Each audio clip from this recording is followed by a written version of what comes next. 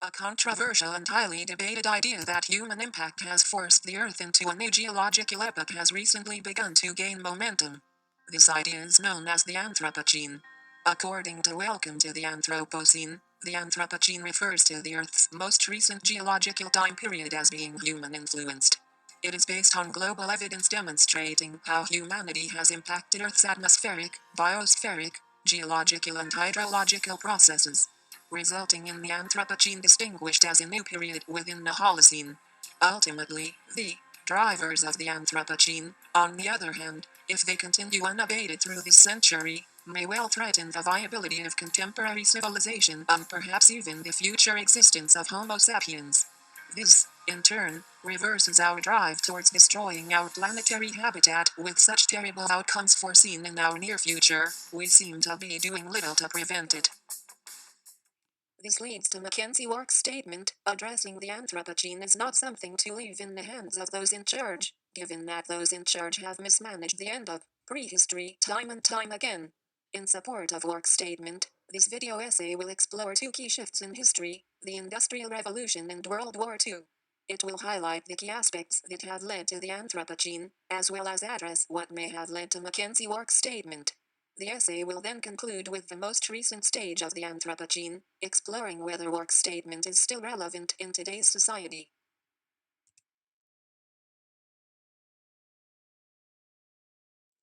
The Industrial Revolution was an important shift in Western society, however an even more important stage for the Anthropocene, as the 1800-1945 marked another significant transition in the history for humankind. What made the industrialization an important aspect for the Anthropocene was the enormous expansion in the use of fossil fuels. First coal, then oil, followed by gas. Previously, we had relied upon natural forms of energy, wind, water, plants and animals for over 200 years. However, the shift saw these societies using 4 to 5 times more energy in comparison to the agrarian societies, an even greater increase when compared to the hunting and gathering societies. To summarize, the carbon dioxide that we generated during the Industrial Revolution is still warming the planet today with the added emission we currently produce. Even if we stop generating emissions right now, the amount of carbon dioxide in the Earth's atmosphere already is going to last tens of thousands of years, as well as the rising sea levels and temperatures. Thus, there is no doubt on the connection between the Industrial Era and the Anthropocene. However, at the time, this was not a concern.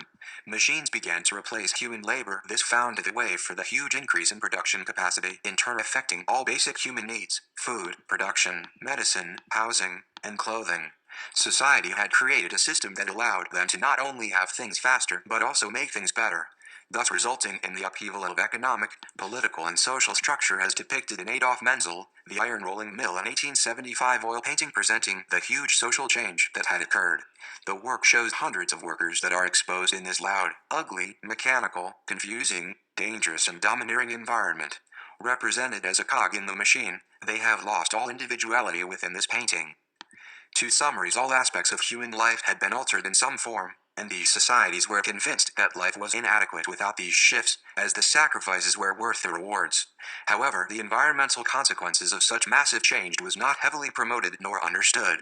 Joseph Mallord William Turner constructed a beautiful oil painting depicting the social concerns at the time, directed towards the impact the industrial age was having on people's quality of life, their happiness and individuality, as he wrote about it in illustrated poems.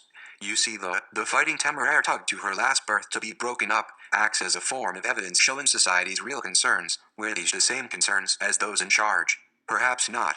For instance, early car manufacturers understood that cars would allow people to travel great distances in just a day, but nobody foresaw how profoundly these cars would impact upon the planet.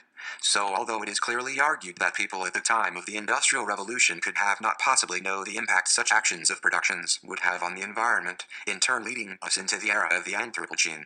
So the question is, if those in charge knew about the impacts to come, would they have done things differently? Sir Richard Arkwright created a machine to speed up the process of making fabric. Originally, water wheel was used to power the machine, but this was replicated for larger and larger factories. It was now possible to turn out huge quantities of fabric that was never possible before. So in turn, Arkwright didn't just invent a spinning machine, he invented the modern factory. The spinning machine turned England into the powerhouse, leading the way for the Industrial Revolution. There was now access to goods in relatively inexpensive ways that were non-existent before. Yes, there were crowded tenements and dirty, unsafe factories, not to mention the impacts upon the environment. But it was a time of massive social progress, with great gains for medicine, health, literacy, and social mobility. This was the political and social drive at the time, so those in charge were not focused on the consequences but the gains that were on offer. Thus, addressing the Anthropocene is not something to leave in the hands of those in charge, as we found their aspirations to contradict the restrictions needed to avoid the Anthropocene today.